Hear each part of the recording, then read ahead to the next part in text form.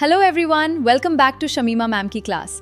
आज हम आपके लिए एक नई और दिलचस्प कहानी लेकर आए हैं, तो बिना देर किए चलिए शुरू करते हैं। 5G बहू। सुमित्रा जी का बेटा था अमित और बहू का नाम था अमृता।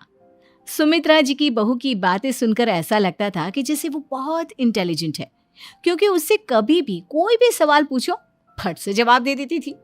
अरे भाई, उसके जवाब से तो गूगल भी पीछे रह जाता था। और इसलिए कम से कम सुमित्रा जी के घर में तो किसी को भी गूगल की जरूरत ही नहीं पड़ती थी। जब भी घर में कोई बात चलती, कोई कुछ भी कहता, तो अमृता फट से कह देती, ये तो मेरे साथ भी हुआ था, मुझे इसके बारे में सब मालूम है। एक दिन सुमित्रा जी अमित और अपनी बहू अमृता के साथ अमित के बुआ जी, फूफा जी यानी कि मुकेश और उर्मिला जी के यहाँ पर मिलने के लिए गए। अरे बहुत अच्छा किया अमित बेटा, इतने दिनों के बाद आए हो तुम। हाँ सुमित्रा भाभी, कभी तो आ जाया करिए अपने बच्चों को लेकर। आपकी बहू के आने से तो हमारे घर में भी रौनक आ गई है। वो क्या है ना, अमित ऑफिस के काम में बहुत बिजी रहता है, इसलिए उसे तो वक्त ही नहीं मिल पाता। अच्छा, लगता है नौकरी काफी मुश्किल है अमित की। अरे नहीं फूफा जी, ऐसी कोई बात नहीं है।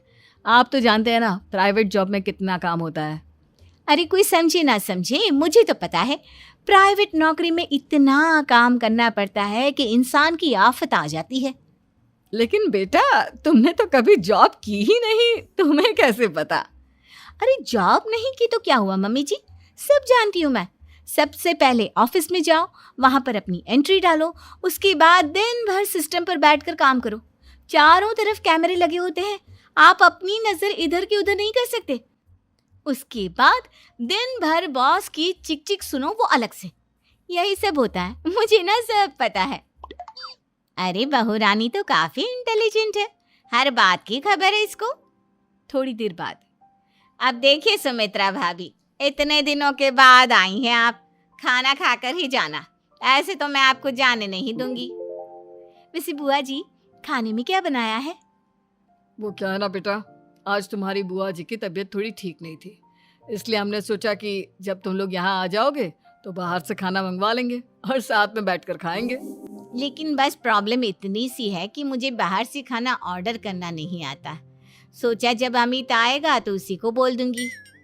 अरे मुझे आता है ना, मैं कर देती हूँ ऑर्डर। बताइए क्या क्या मंगाना है आपको?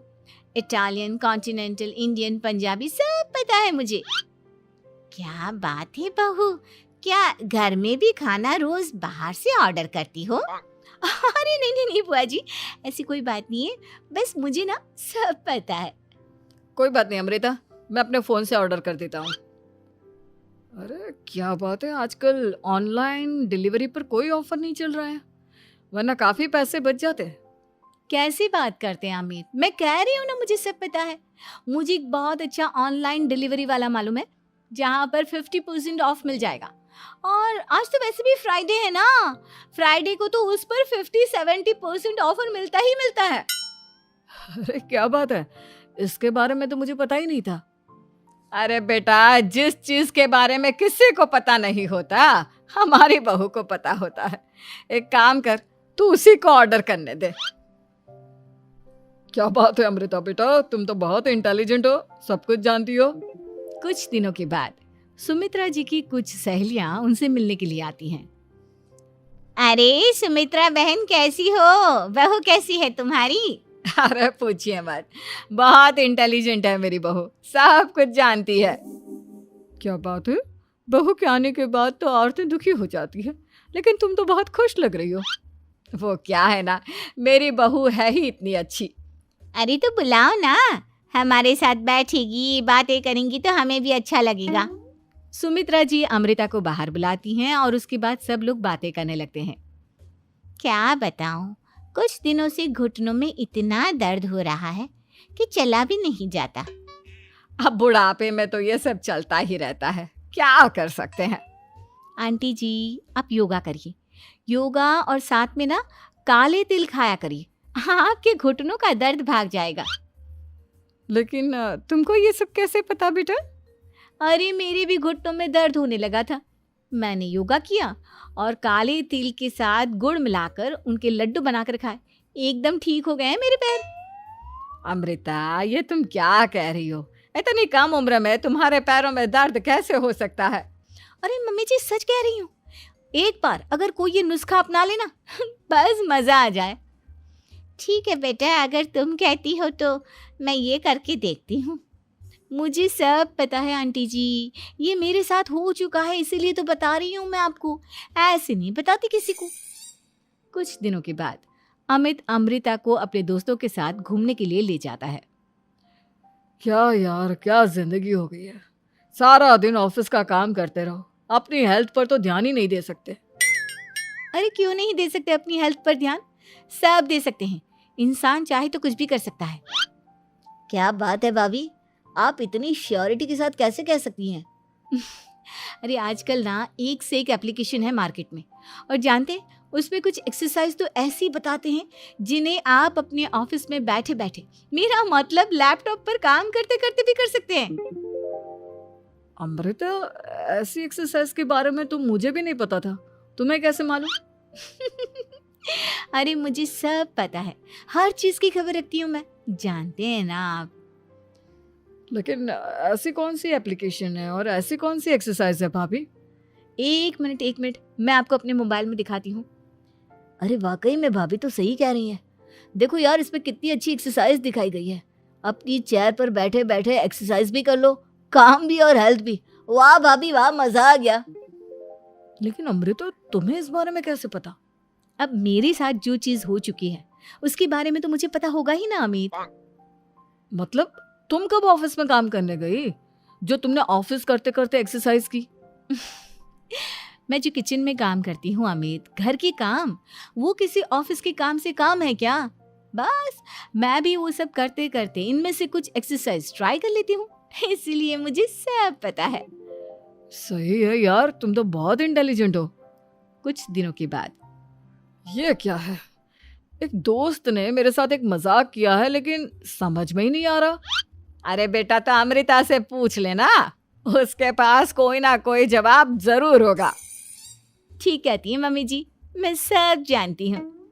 लेकिन अमृता, ये थोड़ा मुश्किल है, सोच लो। मेरे लिए कुछ भी मुश्किल नहीं, दुनिया की कोई भी पहेली हो मैं चुटकी में सॉल्व कर लेती हूँ। अच्छा ठीक है, देखो मेरे दोस्त ने मुझे एक खाली पेपर दिया है और कहा है कि इस पर उसने मेरे लिए कुछ मैसेज लिखा है। अब एक बात बताओ यार, खाली पेपर पर, आई मीन जिस पर कुछ भी नहीं लिखा हुआ, उसे मैं कैसे पढ़कर बताऊं? अरे बस इतनी सी बात, इसे तो मैं चुटकियों में सॉल्व कर दूंगी अमित। लेकिन कैसे बहू? इस पेपर पर तो वाकई में कुछ नहीं लिखा हुआ, एकदम खाली पेपर है, कैसे, क्या पढ़ोगी तुम? अमित, एक छोटा सा काम करो, जल्दी से एक मोमबत्ती लेकर आओ। अरे बहू, पेपर में आग लगाने का इरादा है क्या? नहीं मम्मी जी, इस पेपर पर अमित के दोस्त का लिखा हुआ मैसेज पढ़ने का इरादा है। अमित कैंडल लेकर आता है। अब ना बस इस पेपर को धीरे धीरे कैंडल के ऊपर घुमाते रहो, देखना 2 ही मिनट में मैसेज आपकी आंखों के सामने होगा। अच्छा ठीक है, मैं ऐसा करके देखता हूँ। 2 मिनट के बाद अरे वाकई में इस पर तो अक्षर बनने लगे, लेकिन ये हुआ कैसे? और अमृता, तुम्हें कैसे पता? बहुत सिंपल है मम्मी जी, अमित के दोस्त ने नींबू के रस से मैसेज लिखकर उसे सुखा दिया। आप अगर मैसेज पढ़ना हो ना तो पेपर को आग के सामने ले जाओ और लेटर्स अपने आप उभर कर आ जाते हैं। वाह बहू, लेकिन तुम ये सब कैसे जानती हो? अरे मम्मी जी, जब मैं छोटी थी ना तो अपनी सहेलियों के साथ ऐसे ही गेम खेला करती थी। ये तो मेरे साथ कितनी बार हो चुका है, मुझे सब पता है। थैंक यू यार अमृता, तुम्हारी वजह से हमें कुछ भी सोचने की जरूरत ही नहीं पड़ती, तुम सब कुछ बता देती हो। कुछ दिनों के बाद सुमित्रा जी को अमृता के प्रेग्नेंट होने की खुशखबरी मिलती है और सुमित्रा जी अमृता को डॉक्टर के यहाँ लेकर जाती है। देखिए सुमित्रा जी, आपकी बहू की तबीयत बिल्कुल ठीक है, किसी भी तरह की चिंता करने की कोई ज़रूरत नहीं है। लेकिन हाँ, उनको आयरन वाली डाइट खाने की बहुत ज़रूरत है। ठीक है डॉक्टर साहब, आप बता दीजिए मैं अपनी बहू को क्या क्या खिलाऊं ताकि उसकी तबीयत ठीक रहे और आने वाले बच्चे की भी। अरे मम्मी जी, इसमें डॉक्टर से पूछने की क्या ज़रूरत है? किशमिश है, अनार है, पालक है, ये सब खाना चाहिए। आयरन का लेवल बिल्कुल बराबर रहता है। अरे वाह, आपकी बहू तो सब कुछ पहले से ही जानती है। ये तो बहुत अच्छी बात है। देखो, आयरन के साथ तुम्हें कैल्शियम भी खाना होगा। जानती हूँ मैं, अगर आयरन की खाली सप्लीमेंट लेते हैं और कैल्शियम नहीं लेते तो बॉडी उसे अच्छे से एब्जॉर्ब नहीं कर पाती। सब पता है मुझे। बहू, ये भी मालूम है? हाँ मम्मी जी, आप तो जानती है ना, मुझे सब पता है। आपकी बहू की बातें सुनकर अच्छा लग रहा है। मुझे ऐसी बहुत कम लड़कियां मिलती हैं जिन्हें इतनी नॉलेज होती है, सारे सवालों के जवाब देती है। और हमारे इंडिया में तो वैसे भी हालात बहुत खराब है। बिल्कुल ठीक कह रहे हैं आप डॉक्टर साहब, लेकिन मैं उन लड़कियों की तरह नहीं हूँ। बहुत ख्याल रखती हूँ मैं हर चीज़ का। और जानती हैं आप, हमारे घर में तो किसी को किसी चीज़ के बारे में गूगल करने की ज़रूरत ही नहीं पड़ती। बिल्कुल ठीक कह रही है अमृता। अरे कुछ भी पूछ लो, इसे सब पता होता है। अरे वाह, तुम तो बड़ी कमाल की लड़की हो। चलो, ये तो बहुत अच्छी बात है, लेकिन फिर भी डॉक्टर की सलाह पर पूरा ध्यान देना चाहिए। वैसे क्या चाहिए तुम्हें, बेटा या बेटी? अरे डॉक्टर साहब, कुछ भी हो जाए, बस बच्चा अच्छे से हो जाना चाहिए। मुझे तो दोनों में से किसी से कोई भी परेशानी नहीं। और सुमित्रा जी, आप? डॉक्टर मैडम, मुझे तो लड़के और लड़की में कभी भेद करने की आदत ही नहीं है। पोता आए या पोती, मेरे लिए तो दोनों एक बराबर है। सुनकर अच्छा लगा। वैसे आप जानती हैं, हमारे यहाँ पर तो लोगों को बड़ी बेचैनी रहती है ये जानने की कि पेट में लड़का है या लड़की, लेकिन विदेशों में ऐसा नहीं होता। हाँ, वहाँ पर तो सब कुछ पहले से ही बता देते हैं ना। ये भी कोई बात हुई भला? लेकिन तुम्हें कैसे पता कि वहां पर सब कुछ पहले ही बता देते हैं? अच्छा, हाँ, तुम तो सब कुछ पहले से ही जानती हो ना। तुम्हारे साथ तो सब कुछ पहले से ही हो चुका होता है। नहीं मम्मी जी, ये तो मेरे साथ पहली बार हो रहा है, इसलिए मैं ये डायलॉग नहीं बोल सकती। अमृता की बात सुनकर सुमित्रा और डॉक्टर दोनों हंसने लगते हैं। आपको ये कहानी कैसी लगी? अपनी राय कमेंट में ज़रूर बताएं। हम आपका हर कमेंट पढ़ते हैं। अगर कहानी पसंद आई हो तो वीडियो को लाइक करें, अपने दोस्तों और फैमिली के साथ शेयर करें। और ऐसी ही इंटरेस्टिंग कहानियों के लिए हमारे चैनल को सब्सक्राइब करना ना भूलें। मिलते हैं अगली कहानी में।